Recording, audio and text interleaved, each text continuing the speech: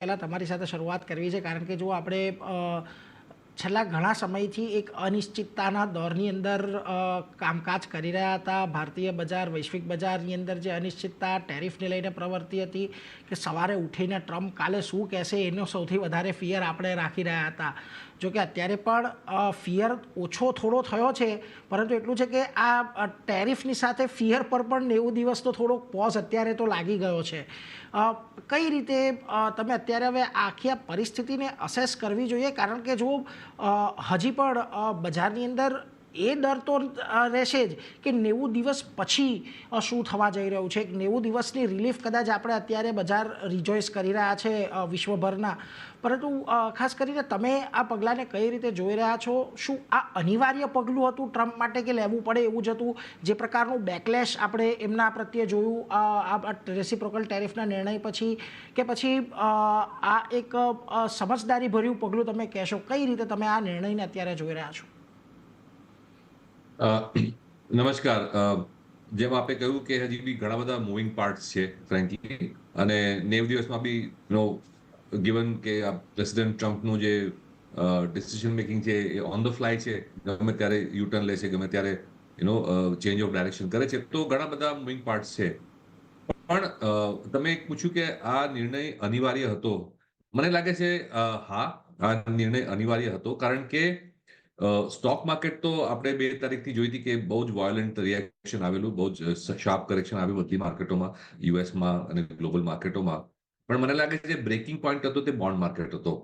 કારણ કે 2 તારીખથી લઈને લગભગ આપણે કહીએ 6, 8, 9 તારીખ સુધી બધા જે મેઇન સપોર્ટર્સ હતા તે કહેતા હતા કે સ્ટોક માર્કેટ ભલે તૂટી પણ બોન્ડ yield નીચે આવી રહ્યા છે, અને આ પ્રેસિડેન્ટ ટ્રમ્પનો માસ્ટર સ્ટ્રોક છે કે સ્ટોક માર્કેટ તોડીને ઇકોનોમીને સ્લો ડાઉન કરાવીને ઇન્ટરેસ્ટ રેટ નીચે લાવશે, અને જે અમેરિકાનું જે ડેટ છે, અમેરિકાની જે લાયબિલિટીઝ છે, એની જે રિફિનાન્સિંગ આવે છે અને નવા ડેટ ઇસ્યુ કરવા પડશે, તે હવે લોઅર ઇન્ટરેસ્ટ રેટ પર રિફિનાન્સ થશે.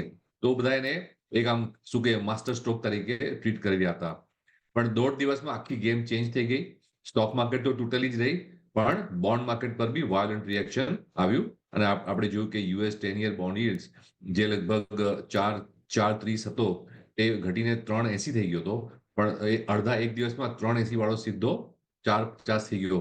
અને આખી જે થિયરી ને બધી હોપ હતી કે બોન્ડ yields સસ્તા થશે, ઇન્ટરેસ્ટ રેટ સસ્તા થશે અને યુએસને ફાયદો થશે, એવી થિયરી આઈ થિંક ન ચાલી. તો મને લાગે છે આ એવો કોઈ મોટો ગ્રાન્ડ પ્લાન નહોતો.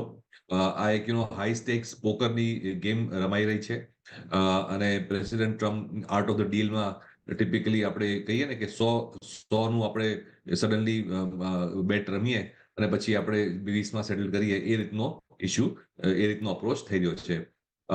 Good thing is that at least most of the countries માટે જે રેટ્સ છે તે રેશનલ છે, 10% તરીકે રાખ્યા છે. કાર માટે અલગ છે, 25 પહેલા જે કરેલા એ બધું અલગ છે, પણ ઓવરઓલ આઈ થિંક એક મોટું સ્ટેપ બેકવર્ડ લીધું છે, તો ઘણી બધી કન્ટ્રીઝને ફાયદો છે. પણ મેઇન દુશ્મન હજી બી ચાઇના છે. યુએસ અને ચાઇનાની જે રાઇવલરી ચાલી રહી છે ટેકનોલોજીમાં, ઇકોનોમિક્સમાં, મિલિટરીમાં, તેનું આ મેનિફેસ્ટેશન છે. અને ચાઇના માટે હજી કોઈ રિલીફ આપી નથી, કારણ કે ચાઇનાએ બી હાર્ડલાઇન સ્ટાન્સ લીધો છે. તો આઈ થિંક મૂવિંગ પાર્ટ્સમાં ઘણા બધા મૂવિંગ પાર્ટ્સ છે, પણ મને લાગે છે એની અસર તો ગ્લોબલ જીડીપીને થવાની જ છે. સ્લોડાઉન આવશે જ. અને જે હોપ છે પ્રેસિડેન્ટ ટ્રમ્પનો કે યુએસ બિઝનેસીસ ઇન્વેસ્ટ કરશે, મેક ઇન અમેરિકા કરશે, તે લોંગ ટર્મ માટે વેલિડ છે. પણ શોર્ટ ટર્મમાં મને નથી લાગતું કે કોઈ 90 દિવસમાં કોઈ મોટી કંપની કોઈ મોટા ઇન્વેસ્ટમેન્ટ ડિસિઝન્સ લે, કારણ કે હજી બી અનસર્ટનિટી છે. તો કોઈ બી સીઈઓ છે કે કોઈ બી બોર્ડ છે કે કોઈ મોટા direction change just because of these tariffs, એ મને લાગે છે અપ્રૂવ કરશે નહીં. જ્યારે સ્ટેબિલાઇઝ થશે મામલો, સ્ટેબિલિટી આવશે, પોલિસી ક્લેરિટી આવશે, પોલિસી કન્સિસ્ટન્સી આવશે, ત્યારે મને લાગે છે મોટા ડિસિઝનો લેવાશે. તો આ અનિશ્ચિતતા જ રહેશે. પણ આપણે ઇન્ડિયાનું અગર જોઈએ તો ઇન્ડિયામાં આપણે જેમ ડિસ્કસ કર્યું હતું પહેલા બી, એક સિક્લિકલ સ્લોડાઉનના ફેઝ પર આપણે ચાલી રહ્યા હતા. આરબીઆઈના કડક સ્ટાન્સને લીધે લિક્વિડિટી ટાઈટ હતી, ગવર્મેન્ટ સ્પેન્ડિંગ ઓછું થયું હતું, અને સપ્ટેમ્બરથી જાન્યુઆરીમાં આપણે જોયું હતું કે ડોલર બહુ સ્ટ્રેન્થન થયો હતો. પણ એ સિક્લિકલી આપણે ઇન્ડિયા ડોમેસ્ટિક જોઈએ તો બધું જ સારી ડાયરેક્શનમાં જઈ રહ્યું હતું. ડોલર વીક થયો, ગવર્મેન્ટનું સ્પેન્ડિંગ અને ઓર્ડરિંગ આપણે જોઈએ ડિફેન્સમાં, ઇન્ફ્રાસ્ટ્રક્ચરમાં, તે હવે રિવાઇવ થયું હતું. અને આરબીઆઈનો બી સ્ટાન્સ જે છે હવે ઇઝી લિક્વિડિટી તરફ જઈ રહ્યો હતો. ઇન્ડિયાનું સિક્લિકલ અપટર્ન માટે ઘણી સારી બેઝ થઈ છે. વેલ્યુએશન્સ બી કરેક્ટ થયા છે 5 મહિનાના કરેક્શન પછી. તો વેલ્યુએશન્સ અને ફંડામેન્ટલ વાઇઝ ઇન્ડિયાને ફાયદો થવાનો હતો. ને આઈ થિંક 2 તારીખના ઇવેન્ટ ના થયા પ્રેસિડેન્ટ ટ્રમ્પના અનાઉન્સમેન્ટ લીધે, તો આઈ થિંક આપણી માર્કેટ સારા એવા રિવાઇવલ મોડમાં હતી. માર્ચમાં બી આપણે જોયું કે માર્કેટ ઉપર ગઈ હતી. તો domestically I think India is okay. અને ઇવન આપણે ગ્લોબલ સિચ્યુએશનના કમ્પેરિઝનમાં જોઈએ તો India is the least dependent on exports. And because we are સૌથી ઓછું આપણું ડિપેન્ડન્સી છે એક્સપોર્ટ્સ તરીકે, તો મને લાગે છે આપણા તરફ જે ઇન્ક્રિમેન્ટલ ફ્લોસ છે તે આવવાની વધારે સંભાવના છે એફઆઈઆઈની, જ્યારે ઓવરઓલ સિચ્યુએશન સ્ટેબિલાઇઝ થશે.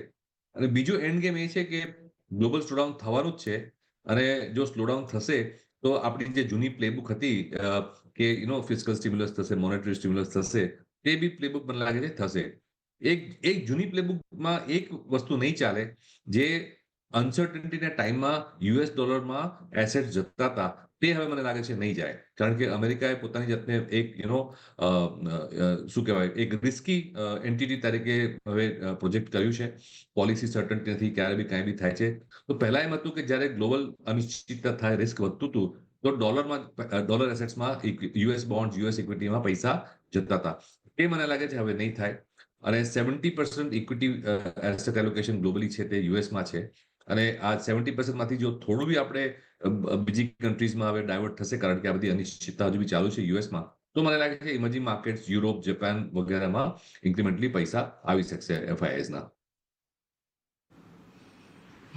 જો ઘણો ઇન્ટરેસ્ટિંગ અને ઘણો ઇન ડિટેલ વાત મીરજી અહીંયાથી કરી છે. સૌથી પહેલાં તો ખાસ કરીને કે ચાઇના પરની જે ડ્યુટી છે એ હજી ચાલુ રહેશે, એટલે એક ભારત માટે પોઝિટિવ છે. બીજી તરફ ભારતીય બજાર અહીંયાથી વધુ સારા પરિસ્થિતિમાં આવશે વૈશ્વિક બજારોની દ્રષ્ટિએ, એટલે એ બાબતને અહીંયાથી આપણે ખાસ ધ્યાનમાં રાખવાનું છે.